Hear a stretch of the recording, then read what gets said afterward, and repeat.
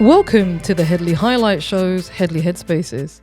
And this headspace is called Charlie Kirk, Millennials and Gen Z's Kennedy Moment.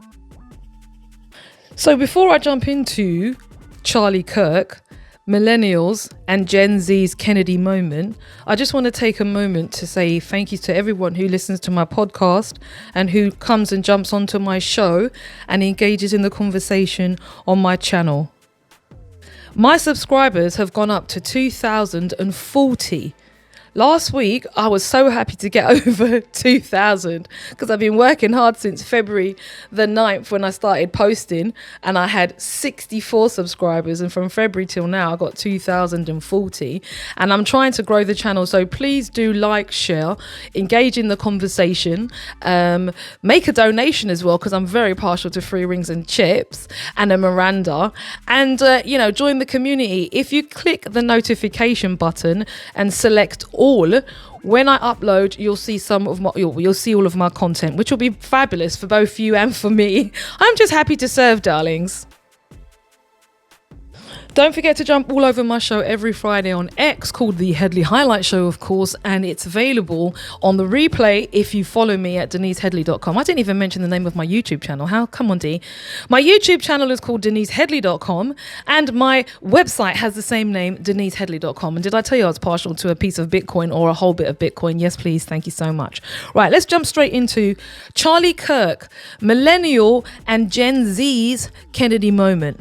Now, I have been looking at the situation with Charlie Kirk ever since his assassination last week. And before we have any conversation, it's also important to extend to his family and to those people who loved him, our loss and concern. Because at the end of the day, irrespective of his politics, there was a human being who lost his life in tragic circumstances, and that's left a void in the people who loved him.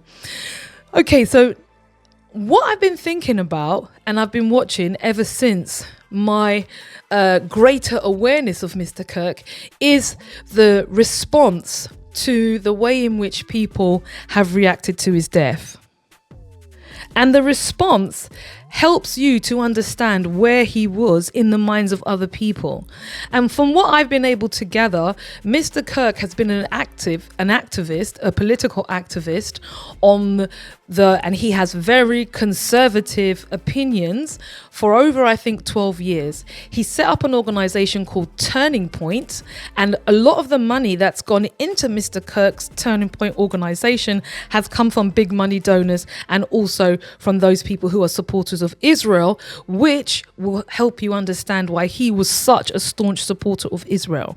But in addition to that, he was very capable at engaging with a specific demographic of people, and that's people from 25 to 45, your millennials and your Gen Zs. And then if you think about that group also, he used to tour all of the university sites, so he had those young minds in his grasp. So he's got 3 demographic groups he potentially is speaking to.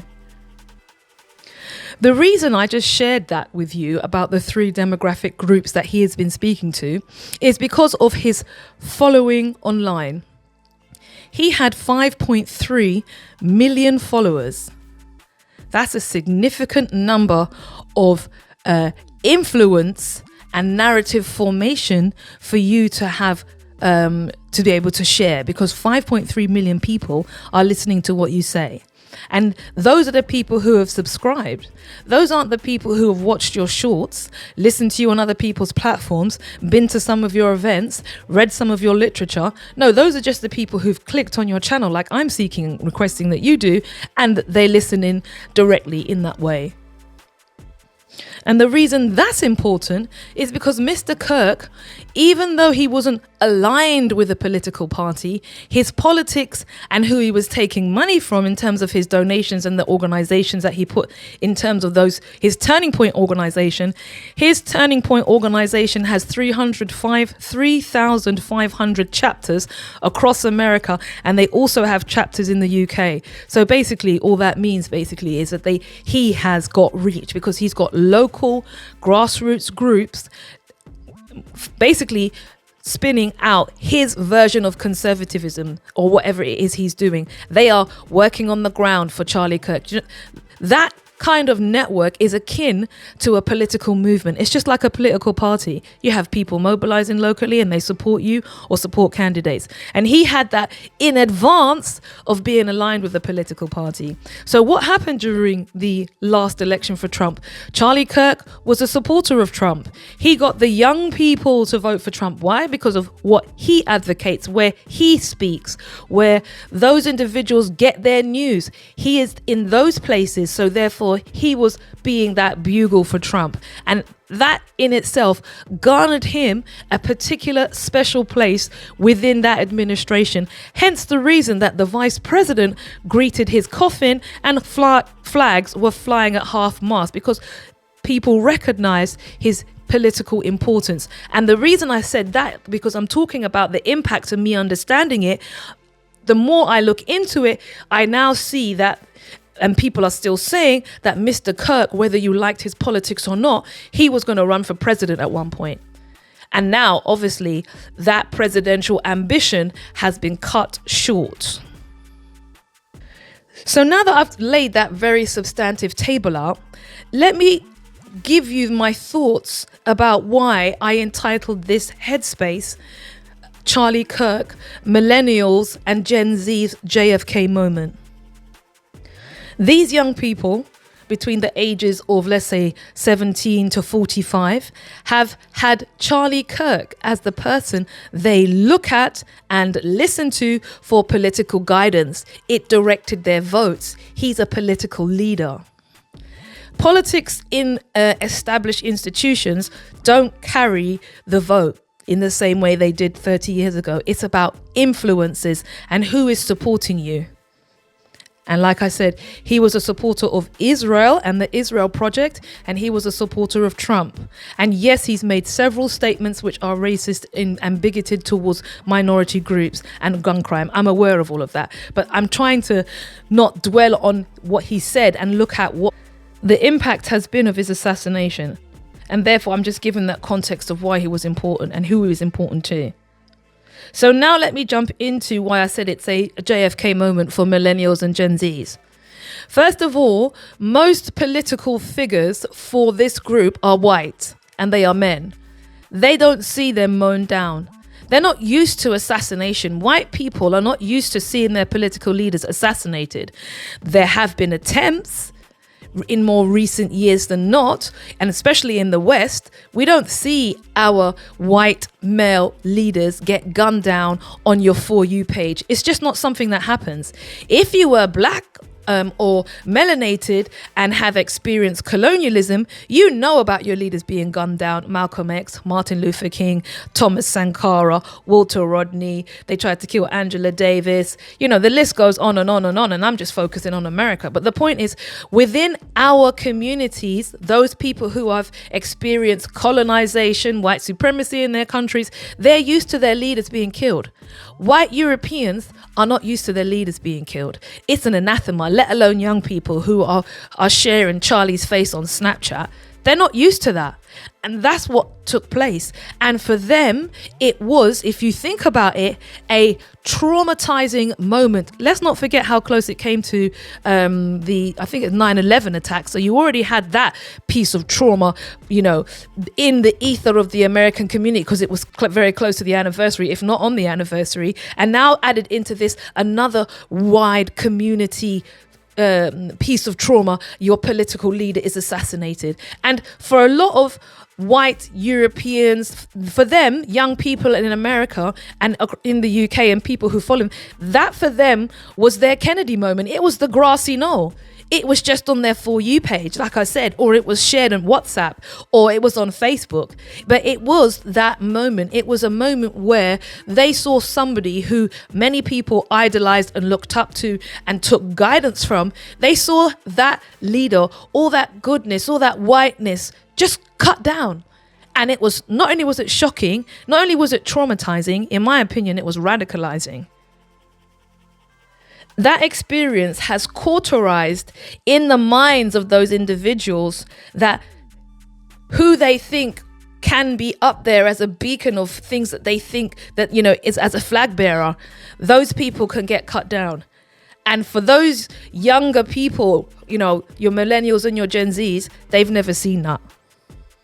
So in a way, that's kind of like the first part of my headspace, because I wanted to just first get that bit out there, the, you know, psychological impact for people who are not used to seeing political leaders slain in this way, what that has done to them. But the other fundamental question, which is I've also been chewing around this week, is who benefited from the death of Charlie Kirk and who wanted him dead?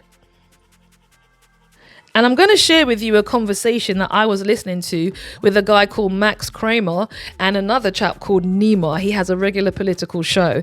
And Max Kramer is a ex-oil dealer, in the sense that he used to trade oil, and he done it on on the stock exchange. And he also was a hedge fund manager. But so he comes to things in that mindset in relation to how he looks at why Charlie Kirk was potentially killed. And he sets out a framework which, whilst it takes a while for him to get it all in place, if you think about that in relation to the impact it's had on those individuals who saw their leaders slain, it might help to mesh in your mind together why he had to be removed. Because essentially, according to the person I'm going to share with you, he no longer was a true believer, and he was no longer a true believer, A, in the Israel project, and B, in the Ukrainian project. And as a consequence of that, he began to question things over a 12-year period he has not been questioning. And as a consequence of that, he came into the crosshairs of those people who were donors and supporters of him because of who he was speaking to and keeping the narrative alive, the narrative of the war machine, Ukraine, and the narrative of let's continue to support Israel. After Charlie Kirk was killed, Netanyahu wouldn't stop posting about him. Can you remember any time in the history of a political assassination that the leader of a foreign government has come out to deny that they were behind it? I mean, I've never seen anything like that. That somehow Israel is behind the Charlie Kirk murder. And, you know, I don't believe it for 1 second, but I want you to, you know, make a statement. It's so absurd. That's insane. That's insane. I think it's so absurd, so stupid, and so ridiculous. You can't believe that people are saying that. That fuels the speculation. But the real issue was, as we learned from a longtime friend of Charlie Kirk, who had spoken to him, I would say, a week or two before he was killed about this, he was afraid of Netanyahu, and he was afraid of these billionaire cutouts of Netanyahu, many of whom had funded his organization. They were coming after you after Turning Point for, among other things, that you had Dave Smith there. Dave Smith is allowed to criticize Israel. You had both sides. The Israeli side was overrepresented. No, you're not allowed to. It's even worse than that. You're not allowed to, though.